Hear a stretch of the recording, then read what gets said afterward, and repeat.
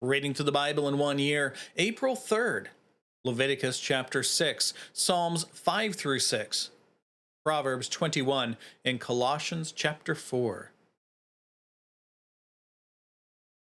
Then Yahweh spoke to Moses, saying, If a person sins and acts unfaithfully against Yahweh, and deals falsely with his companion in regard to a deposit, or a security entrusted to him, or through robbery, or if he has extorted from his companion, or has found what was lost and dealt falsely about it, and sworn falsely, so that he sins in regard to any one thing, rather to any one of the things that a man may do, then it shall be, when he sins and becomes guilty, then he shall return what he took by robbery, or what he got by extortion, or the deposit which was entrusted to him, or the lost thing which he found, or anything about which he swore falsely.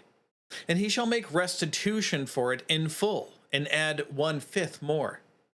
He shall give to the one who took, rather, to the one to whom it belongs on the day he presents his guilt offering.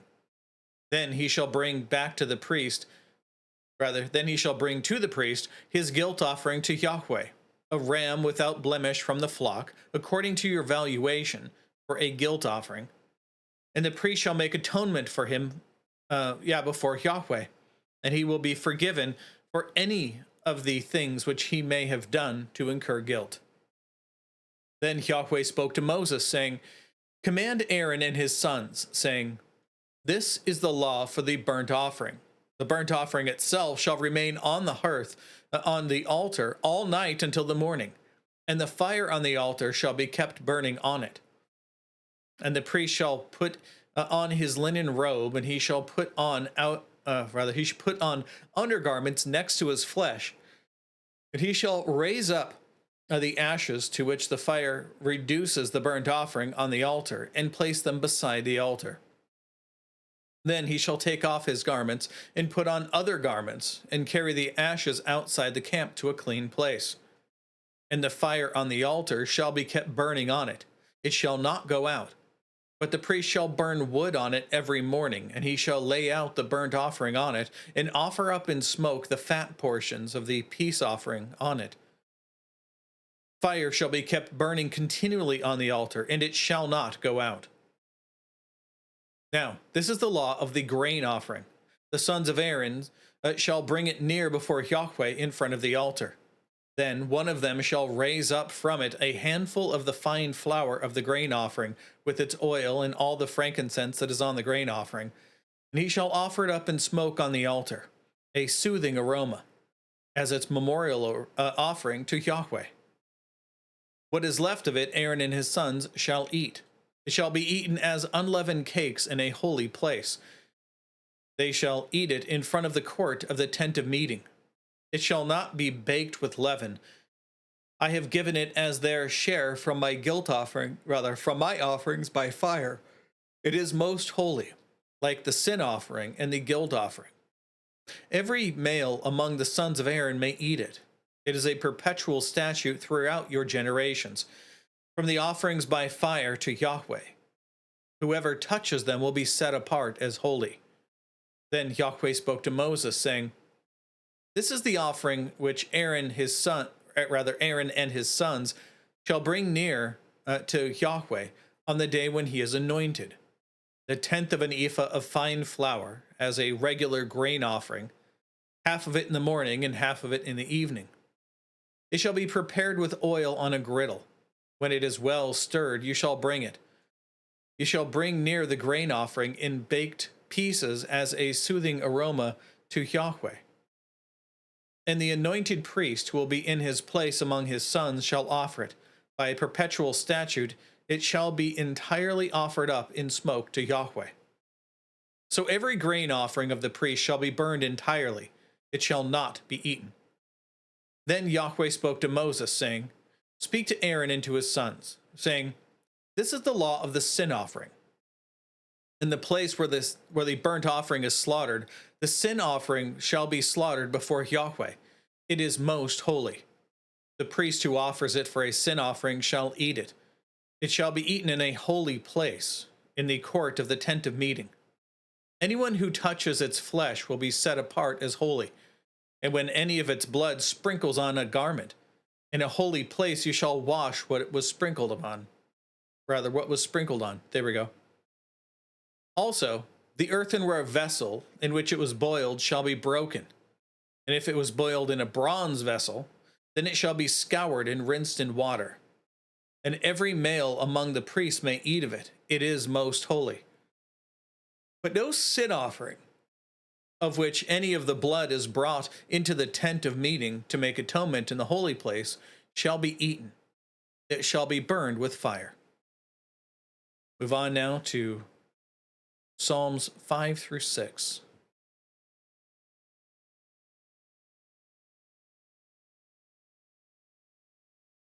Psalm 5. Give ear to my words, O Yahweh. Consider my meditation. Heed the sound of my cry for help, my King and my God, for to you I pray. O Yahweh, in the morning you will hear my voice. In the morning I will order my prayer to you and eagerly watch. For you are not a God who delights in wickedness. Evil does not sojourn with you. The boastful shall not stand before your eyes. You hate all workers of iniquity. You destroy those who speak falsehood. Yahweh abhors the man of bloodshed and deceit. But as for me, in the abundance of your loving kindness, I will enter your house. At your holy temple, I will worship in fear of you. O Yahweh, lead me in your righteousness because of my foes. Make your way straight before me.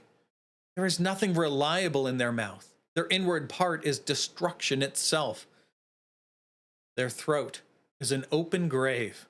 They flatter with their tongue. Hold them guilty, O God. By their own devices let them fall. In the abundance of their transgressions, thrust them out, for they are rebellious against you. But let all who take refuge in you be glad. Let them ever sing for joy, and may you shelter them, that those who love your name may exalt in you. For it is you who blesses the righteous one, O Yahweh. You surround him with favor, as with a large shield. Psalm 6. O Yahweh, do not reprove me in your anger, nor discipline me in your wrath. Be gracious to me, O Yahweh, for I am pining away. Heal me, O Yahweh, for my bones are dismayed, and my soul is greatly dismayed. But you, O Yahweh, how long? Return, O Yahweh, rescue my soul. Save me because of your loving kindness. For there is no remembrance of you in death. In Sheol, the place of the dead, who will give you thanks? I am weary with my sighing. Every night I make my bed swim. I flood my couch with tears. My eye has wasted away with grief. It has become old because of all my adversaries. Depart from me, all you workers of iniquity, for Yahweh has heard the sound of my weeping. Yahweh has heard my supplication.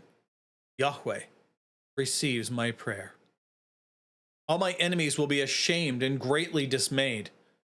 They shall turn back. They will suddenly be ashamed. That is all the notes to here. Moving on now to Proverbs 21.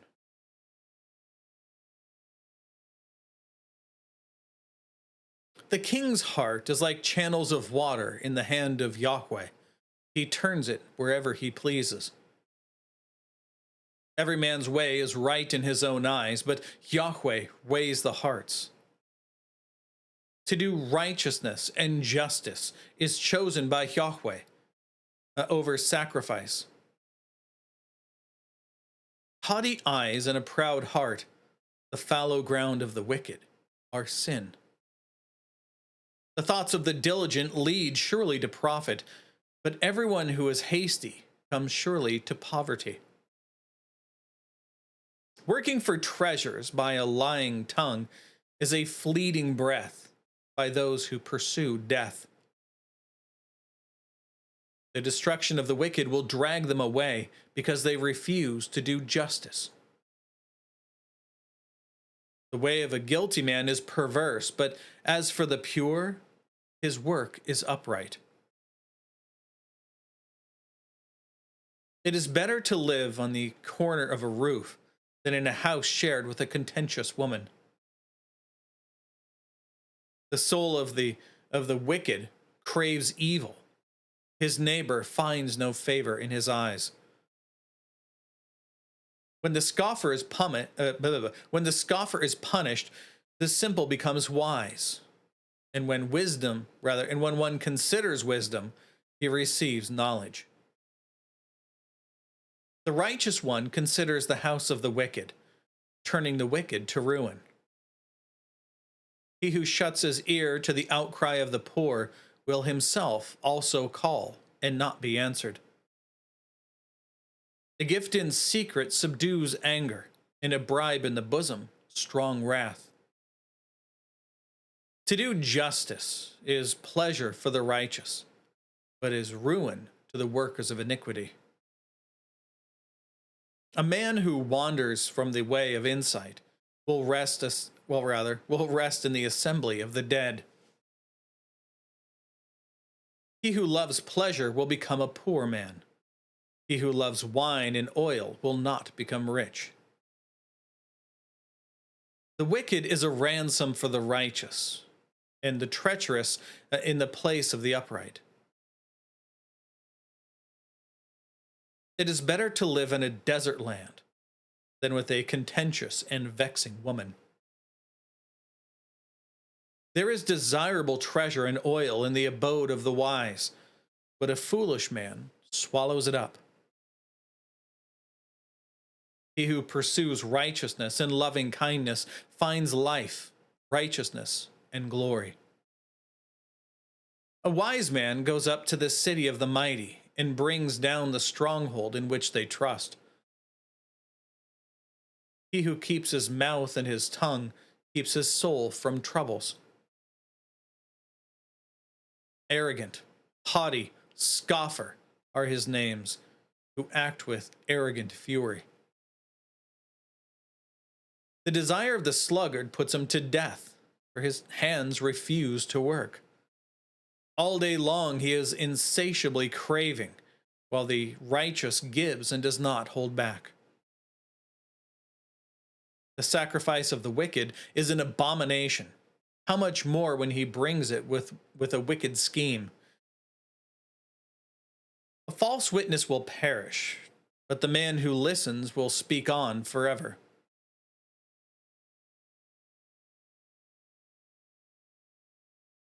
A wicked man displays a brazen face, but as for the upright, he establishes his way. There is no wisdom, there is no discernment, and there is no counsel against Yahweh. The horse is set for the day of battle, but salvation belongs to Yahweh. Now let's conclude in Colossians chapter 4.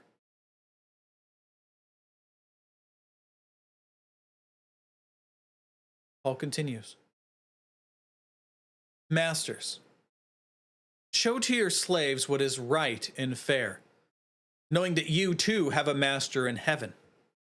Devote yourselves to prayer, being watchful in it with thanksgiving, praying at the same time for us as well, that God will open up to us a door for the word, so that we may speak the mystery of Christ, for which I have also been bound, that I may make it manifest or revealed in the way I ought to speak.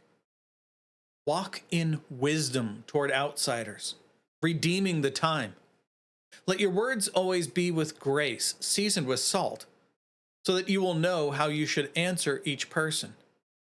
Tychicus, our beloved brother and faithful servant and fellow slave in the Lord, will make known to you all of my affairs, whom I have sent to you for this very purpose, that you may know about our circumstances, and that he may encourage your hearts.